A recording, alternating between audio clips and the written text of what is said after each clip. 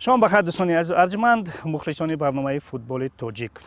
چند پیش در شهر دوشنبه کورس های آموزشی برای دریافت مجوز A و B انجام شدند و این کورس ها را یکی از دستورنهنده های کنفدراسیون فوتبال آسیا بایر ایگانبریوف و همچنین سرگئی باروفسکی برگزار کردند و ما امروز یک صحبت داریم با استاد بایر ایگانبریوف اطراف همین موضوع. Курс лицензии B, если я не ошибаюсь, где-то участвовали 15 человек, да?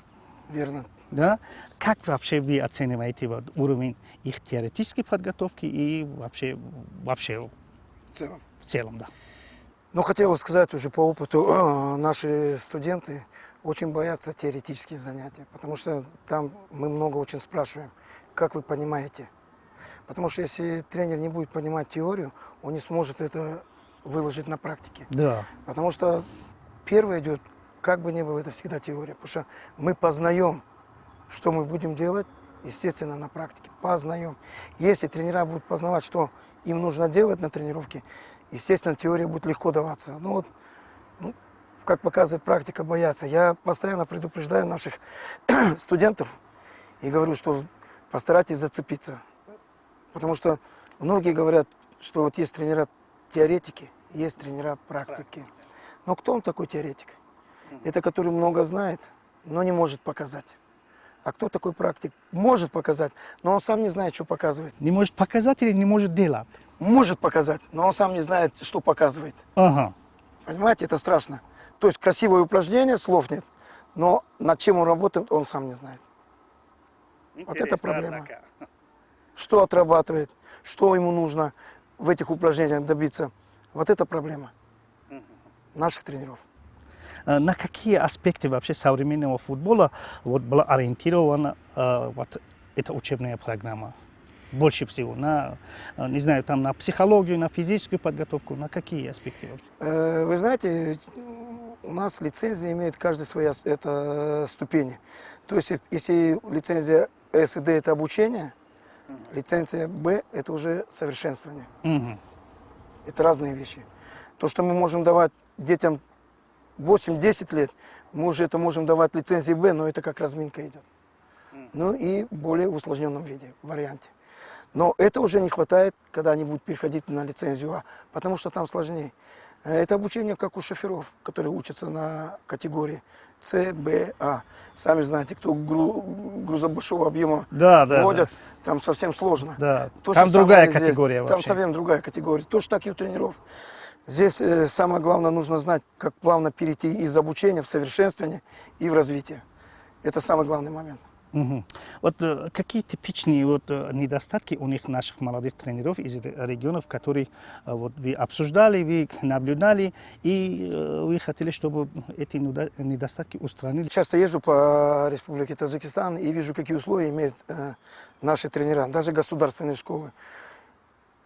Только в Душанбе и в Хадженте, где есть стадион основной, и есть запасные поля. Да, поля. В других регионах практически этого нет. Даже такие футбольные центры, как Куляб, Курган-Тюбе и Иригар, этого не имеют. То есть у них нет полноценного второго или третьего футбольного поля. Это проблема номер один. Поэтому тренерам, которые обучаются, им тяжело использовать все, что они обучились, на полях, которые они меньше размером. Это уже не соответствует тем тренировочным процессам, которые нужно, естественно, отрабатывать уже детям, которые переходят рубеж 14-16 лет. Я много езжу и спрашиваю, а нету других возможностей? Говорят, нет, вот что можем, это вот это вот. А что делать?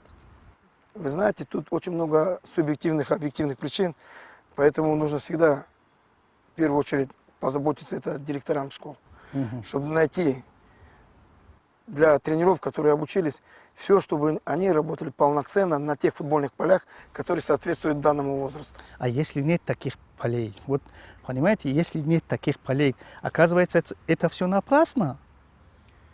Вы знаете, мы по-любому должны исходить то, что мы имеем. Если правильно поставлен учебно-тренировочный процесс и тренер ищет какие-то резервы или какие-то рычаги, он может добиться того, чтобы провести нормальный учебный процесс, даже на носовом платке, как мы иногда говорим. Поэтому я говорю, ребят, вы должны акцент сделать в основном на цели тренировки. Что вы будете отрабатывать сегодня? Не секрет, многие тренера жалуются и говорят, вот мы тренируем хорошо, как вы нас учите, но играют они по-другому почему-то. В чем причина? Я говорю, да, если вы видите чемпионаты мира и Лиги чемпионов, там тоже Да. команды хотят демонстрировать то, что как их учат, но у них не получается. Вот последний чемпионат мира что показал? Только не будем говорить, что да, вот Испания на голову выше всех. Но, как показывает практика, такая команда, как Аргентина, финальная игра показала, не могла противостоять их быстрым атакам, контролю мяча. А за счет Уверенно. чего они победили Аргентину? Вот? Вы знаете, тут есть много очень причин. Во-первых, слаженная работа командная. Это командная игра Слаженная была, да? командная работа. Вы знаете, комментатор, который вел передачу, мне его понравились слова, который сказал, команда Испании на первом месте. Наш комментатор или? Комментатор российский сказал, Российский. команда на первом месте идет по количеству передач в одно касание. Мгм. Вдумайтесь в это цифры. Потому что 60% они играют в одно касание. А что такое касание в одно? Это значит быстро вперед. Мгм. Они никогда не задерживаются. Это динамика, да? Да, игры? это сама динамика. И там, где нужно сыграть два касания, они это знают. А у нас все наоборот. Там, где нужно сыграть два, играем в одно. Там, где нужно в одно, играем в два. Поэтому проблема большая. У них это до автоматизма выработано. Потом, С другой стороны, вот это мастера, которые вот выполняют тактику, стратегию, план на игру. Вот, например, команда Испании или команда Аргентина. А у нас же нет таких мастеров. давайте поговорим, да, вы 100% правы, что у нас мы не имеем наличия таких игроков. Но наличие таких игроков говорит о том, что у нас нет игроков, которые играют за рубежом в большом количестве. 2-3 игрока. Есть игроки, но они сидят в заменах. Мгм. Как реализоваться игроку, который сидит на скамейке запасных, чтобы прийти играть? Он не сможет реализоваться. Возьмем пример нашего защитника Ханонов. Вахдата. Да. Приехал в Иране, где он играл в клубе, он сидел в замене. Мгм. Ну, тренер тоже не враг себе. Он может все-таки игрока отличить, нужен он ему или нет. Потому что на этой позиции всегда 2-3 игрока. Поэтому, слава богу, что этот парень нашел себе силы и вернулся в сборную. Он очень нужен нам и пригодится. И поэтому его нужно беречь, и ему нужна команда, чтобы он играл в основном составе. Мгм. Это главное. Но вы стекло играть в стартовом составе? Ну, уже, как говорится, вошел, но нужно время, чтобы он в колею вошел. Это Вот тяжело. Коль мы уж затронули этот вопрос, может у нас дело в агентах, которые надо вот, лоббировать как-то наших футболистов в других командах, в европейских больших командах, в других азиатских командах, чтобы они играли постоянно. Вы знаете, Стартовый состав их играет. агент не сможет ничто сделать, предложить тренеру, что он должен играть в основном составе. Не, я не имею в виду, что он что как-то там договорился или что-то делал. Я имею в виду, что сначала надо как-то лоббировать, Определиться, вот. да. Но все зависит от его внутреннего подготовки, то есть его личное мастерство, его понимание, то, что требует тренер, куда он приходит играть. Мгм. Потому что туда, куда он придет играть, тренер будет требовать совсем другие действия для данного игрока. То есть не те характерные вещи, которые он делал в своей последней команде. Ага, да. Давайте все-таки возвращаемся к нашим курсам. Вы в тандеме работали с Сергеем Боровским. Вот тут европейский опыт и ваш азиатский опыт. Вот что этот тандем дал нашим молодым тренерам? Вы знаете, я немножко вас подправлю. Вот мы сейчас говорим много европейские методы, азиатские методы. Мы ездим на учебу, нас тоже европейцы учат. Нас не азиаты не учат. Давайте. Мы едем на учебу, нас тоже учат люди из Латинской Америки приезжают. Мгм. Мы тоже рады ознакомиться с их методами работы. Поэтому для нас это не впервые. Но что хотел То есть сказать? отличий нету, да? Ну, такого? отличия, я бы сказал, такого нету. Просто в требовании. У нас даже где-то сложнее. Потому что количество часов, которые мы заложены в нашей конвенции, они намного больше, чем в европейской. Если у них 16 дней, у нас 28 дней. Мгм. Вот сами подумайте, на 12 дней у нас мы больше Больше, имеем. да? Больше, конечно. Количество часов для подготовки тренеров. С другой стороны, у нас есть хорошие тренера, но у них нету про. Вот, понимаете, да? У Зайнеддина Рахимова нету про. У Мамаджона Хабибулоева нету про. У Джалола Маджидова нету про. У Фузайлева нету. Я с вами согласен. Что такое ПРО? Это лишь только бумага и диплом. Я согласен. ПРО у человека должно быть в голове. Да. Но, еще раз говорю, дело не то, что он имеет ПРО. Все дело в голове. Если у него есть знания, он и реализует их. А если нет, он никак не сможет. Потом, вы извините, на первых порах, конечно, тяжело людям реализоваться.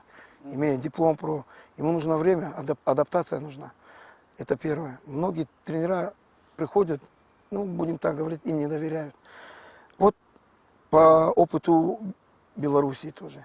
Как-то лет 5-6 назад мы были на совместных курсах, и я познакомился с одним из белорусских тренеров.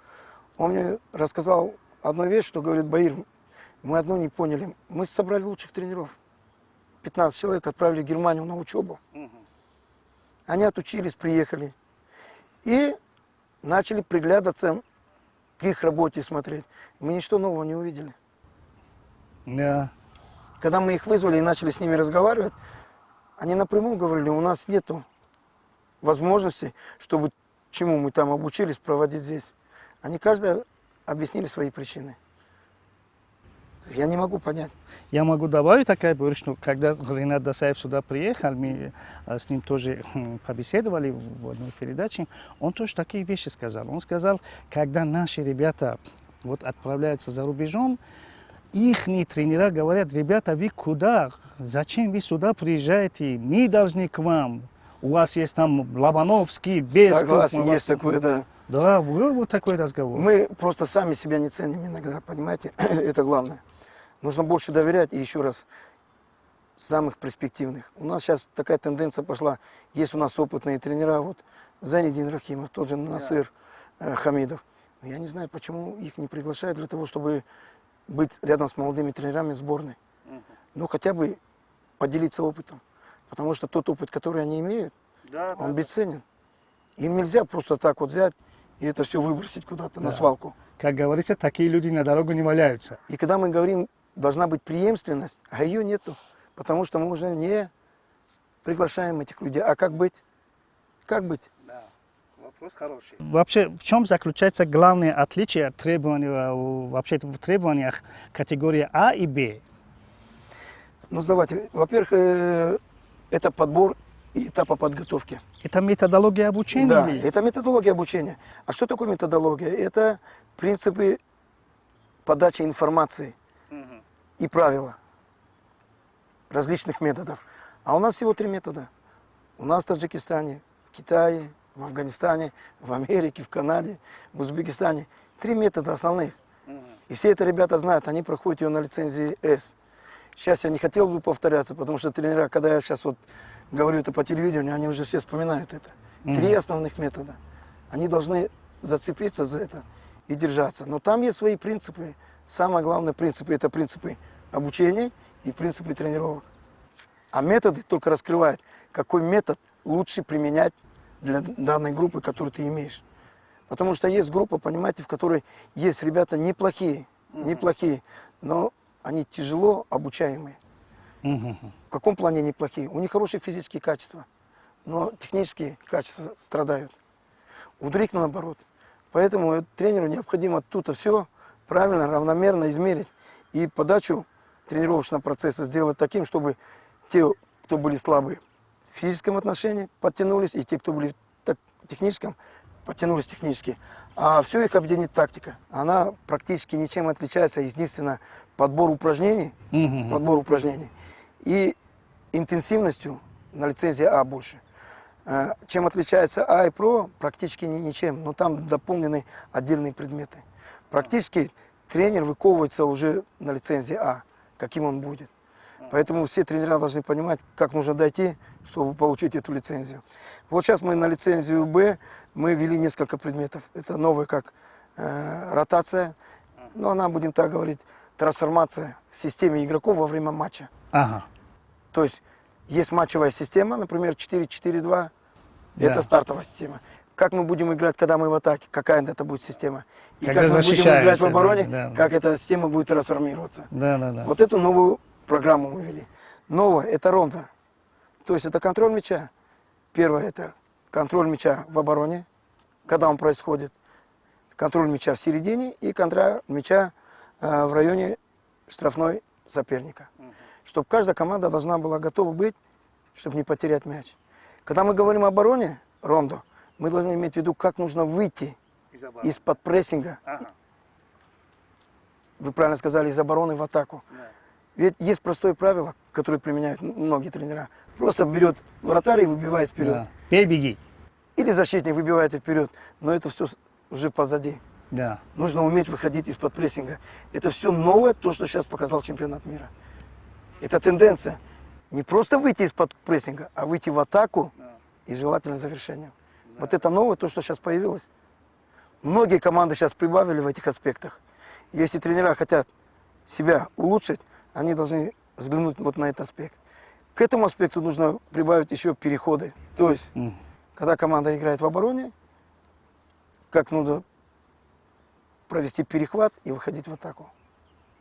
Вертикально или горизонтально, с количеством игроков и на какой скорости. Но если это ребята поймут и будут моделировать, то, поверьте, многие усилят потенциал команды. Это самое главное. Что сегодня играет большую важную роль вот, в таджикском футболе? Качество тренерской работы или вообще качество лицензированных специалистов? Как вы думаете? Вы знаете, когда пришло новшество в Федерацию футбола, что если проводятся соревнования внутри страны и есть международные соревнования, обязательно должна быть лицензия у тренеров. Да. Сейчас уже требования Да, такие. уже требования такие. И первые тренера, кто проходили на учебу, это были тренера со советской школы обучения. И я приглядывался, как они давали оценку инструкторам, которые приезжали учить. Она была негативна, сразу говорю. Им казалось, что они знают больше, они знают много, чем тот инструктор, который приходил и им говорил. И мне понравилось, одного из первых, кто приехал сюда, это был специалист из Ирана, Муртазо Мутахасис. Он говорил, всегда хорошую вещь, у вас много будет дипломов. Но если в голове, Я понял. если в голове ничего не будет, этим дипломом ноль цена. Поэтому мы живем в 21 веке, и каждый тренер обязан заниматься самообразованием. Когда мы говорим о качественно подготовленном тренере, мы именно имеем вот это. То есть, кто он такой сейчас современный тренер? Это тренер, который работает с современными гаджетами. Это раз. Знает языки, но плюс он должен иметь опыт, тренерский опыт. Приходят иногда на курсы тренера учатся. К сожалению, я их не вижу на тренировочном поле. Не вижу. В основном они выбирают другое, то есть стать функционером от футбола.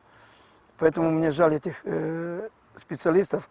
Я всегда беседую с ними и говорю, зачем тебе нужна эта категория? Ты мог бы, наоборот, учиться какому-то другому, например, бизнесе, менеджмент, маркетинг. Там у тебя бы лучше получилось. А тренер пришел учиться для того, чтобы знать, взять секундомер, свисток и план работы и выйти на поле. И показать то, что он может. Раз вы их не видите на футбольных полях, вот здесь задается такой вопрос. Вообще Федерация футбола Таджикистана или вы сами как-то контролируете их после вот проведения таких курсов? Поддерживаете какие-нибудь контакты или проводятся какие-то там мониторинги, вообще контроли? Вот вы знаете, когда ребята учатся на курсах, мы всегда находимся в одной группе. Мы всегда ребятам объясняем, если что-то непонятно, мы, сердца наши открыты. Звоните, пишите, мы ответим. Все-таки это не те времена, когда мы бежали на почту и звонили в другой город. Сейчас можно из дома набрать номер, позвонить и... Есть Telegram, есть WhatsApp групповые, там можно там беседовать, там даже проводить уроки даже можно. Поэтому у меня был один тренер, он сам таджик, живет в России. И вот он один больше обратился всем, чем все тренера вместе взятые. Почти каждую неделю 2-3 раза он мне звонит и просит помочь в каких-то аспектах. Что можно здесь сделать? Делится со мной. Мне приятно, когда вот такие тренера спрашивают и хотят узнать, что им где улучшить. Потому что они стремятся к этому. Но есть тренера, которые считают, он получил лицензию, все, он специалист. Когда увидишь, чем он занимается, оно не соответствует. Согласно конвенции, у нас тренера, получившие лицензию, имеют право работать 3 года. после 3 лет он обязан пройти обратно переобучение, то есть подтверждение. А этого нет у нас, к сожалению, в Таджикистане. Ну нет и все. Нет для тех, кто лицензию С отучился 9-10 лет назад. Нет тех, кто отучился 9-10 лет назад по лицензии Б. Последние курсы, они конкретно показали, что пришли студенты, которые учились 10-6 лет назад. Это что такое 6-10 лет назад? Это 2 чемпионата Азии. Да. 9 лет это 2 чемпионата мира. А каждый чемпионат мира это новые тенденции. Да, каждый день нововведения, такие новшества. Где да? нужно перестраиваться Да, конечно. самому тренеру и перестраивать весь учебный процесс. Тренер должен изменяться. Если он не будет изменяться к лучшему и будет со старым чемоданом идти вперед, он будет единственное, что ему могут выручать, только опыт. Но этого не хватит, потому что требования другие стали. Да. На горизонте какие планы? Ну, планы такие, что когда с нами связываются и просят провести курсы, мы едем и проводим. Мы сами не имеем права назначать их и проводить, поэтому те регионы, которые готовы, нуждаются, мы обязательно должны ездить и помогать. Мне очень последняя поездка понравилась в городе Кулябе. Мы проводили там лицензию Д со школой, где работал в то время Гарат Мирахмедов. Присутствовало 30 детей, присутствовало 24 тренера. Они максимально предоставили нам все условия, чтобы мы там проработали. Я просто много увидел талантов там, талантливых детей. Я, когда уезжал туда, я ребятам обратился. То, что вы прошли, это мало. Вам нужно обязательно учиться на С. Потому что Д, это мы вас приблизили к воротам образования, но еще не открыли. Они откроются тогда, когда вы пройдете лицензию С. В районах, то есть не в районах, а в областях нету центра сборных команд областей. Они должны быть. Тогда тренерам сборной было бы легче отбирать игроков. Вот когда они там будут, поймите, тренер, который отвечает за подбор игроков от определенной области, на его карандаше будет не одна десяток фамилий, кого нужно приглашать в сборные команды. И он должен прослеживать. И самое главное, чтобы этот тренер, который будет назначен, если дай бог, должен правильно писать индивидуальные планы для этих игроков. Раз в 2 месяца собирать их, иметь 3 дня тренировочного процесса, указать на их недостатки. Вот тогда я думаю, что мы увидим на наших полях больше личностей и конкретно способных игроков, чтобы получить хороший контракт. Надеемся на это. Вам огромное спасибо за беседу. دوستان از ارجمند ما یک صحبت داشتیم با دستوردهنده کنفدراسیون فوتبال آسیا بایر ایگانبردیوف اطراف برگزار شدن کورس های آموزشی مجوز A و B برای مربیان جوان تاجیک. در همینجا برنامه ما به انجام میرسد. خیر.